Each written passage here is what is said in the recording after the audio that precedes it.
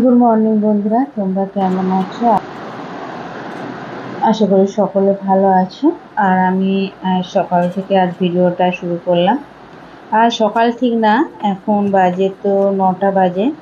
তো উপরে ঘর মুছে ঝাঁট দিয়ে পরিষ্কার করে আটাটা আগেই মেখে রেখেছিলাম। তোমরা জানো, মানে আমার শ্বশুর শাশুড়িরা খায়। আমি স্নান করে পুজো দিয়ে তারপর আমার নিজের টিফিন করি।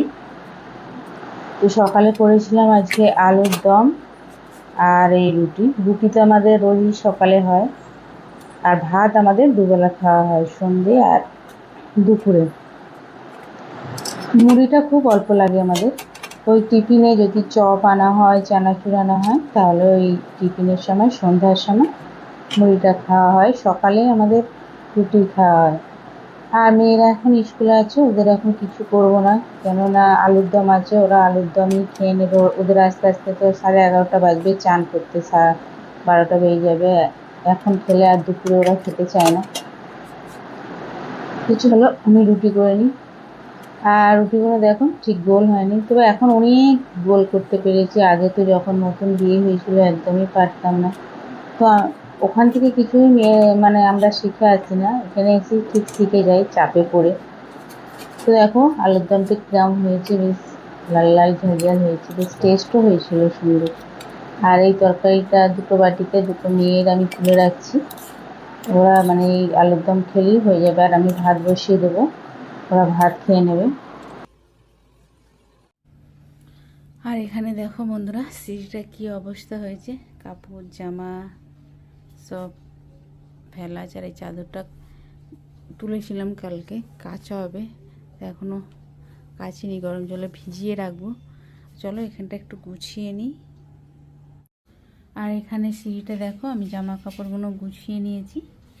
আর ওখানে তো ওই যে চাদরটা পরে আছে, ওই চাদরটা তো কাচা হবে। তো চলো, সকালের অনেক কাজকর্ম হয়ে গেছে।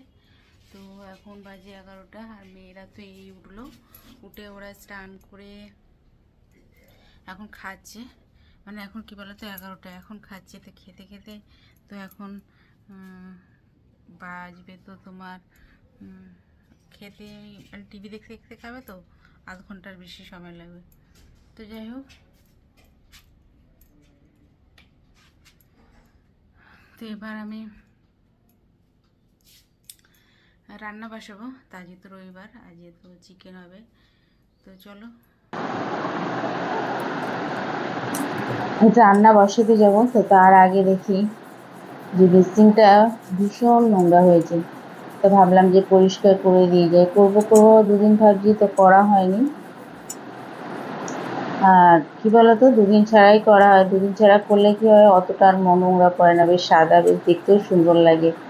তো ভাবলাম না যাই, বেসিনটা পরিষ্কার করে তারপর রান্না বসাবো। এখন তো মেয়েরা এখনও আসেনি, তো বেসিনটাই তাড়াতাড়ি পরিষ্কার করে নিই। এত তাড়াতাড়ি রান্না করে মানে কী হবে। তো আমরা ভাত খাই, টিফিন খেতে খেতে তো তোমরা দেখলে যে 9টা এরম বেজে যায়, 9:30।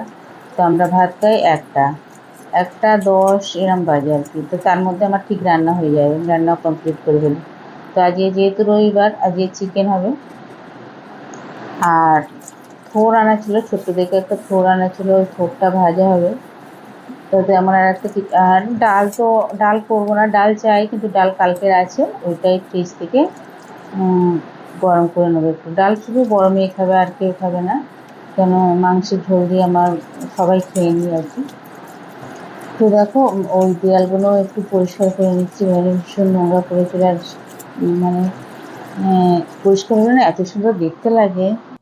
তো দেখো বন্ধুরা, কি সুন্দর পরিষ্কার হয়ে গেছে। আর পরিষ্কার করলে যে কোনো জিনিস খুব সুন্দর লাগে। আর চলো আমি এগুলো এখানে এখন রেখে দিই। যেহেতু আমি ওপরে স্নান করি, তো ওপরেই আমি এখন মানে ব্রাশ করি। তো তারপর দেখো এখানে আমি ভাত বসিয়ে দিয়েছি, ভাত গরমও হয়ে গেছে, আমি একটু দেখছিলাম নেড়ে। আর এখানে মাংস আমি চাপিয়ে দিয়েছি, আলুগুলো ওখানে আমি ভেজে নিয়েছি প্রেসারে সেদ্ধ করে। আমি প্রেসারে সেদ্ধ করেই আলু ভেজে নিই, তারপর মাংস তো কষতে কষতেই মাংস সেদ্ধ হয়ে যায়। আর মাংস আমি মেখে রাখি, পেঁয়াজ, আদা, রসুন, সামান্য একটু সর্ষের তেল, লঙ্কার গুঁড়ো, হলুদ গুঁড়ো সমস্ত দিয়ে আমি 1 ঘন্টা 2 ঘন্টা ধরে যতক্ষণ সময় লাগে আগে মানে মেখে রাখি আমি। যেহেতু মাংসটা কালকে রান্না ছিল ফ্রিজে, তাই অনেকক্ষণ আগেই মেখে রেখেছিলাম। আর সঙ্গে সঙ্গে আনলেও আমি মেখেই রাখি, মেখে রাখলে বেশ স্বাদটা ভালো হয়।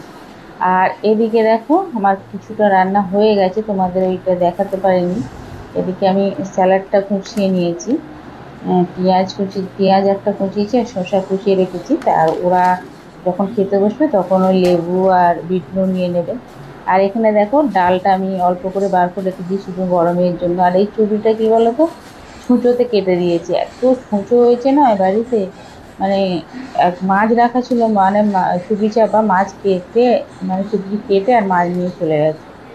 আর ওখানটা দেখলে ওই ভাতটা কালকের আমি মিশিয়ে দেবো। আর এখানে দেখো ওই থোড়টা ভাজা ভাজা করা হয়েছে। আর ওই ছোটো বাটিটা এঁচুড়ের তরকারি কালকে ছিল, ওইটা গরম করে রাখা হয়েছে, খাওয়া হয়ে যাবে আর কি। চলো, ভিডিওটা কেমন লাগলো অবশ্যই।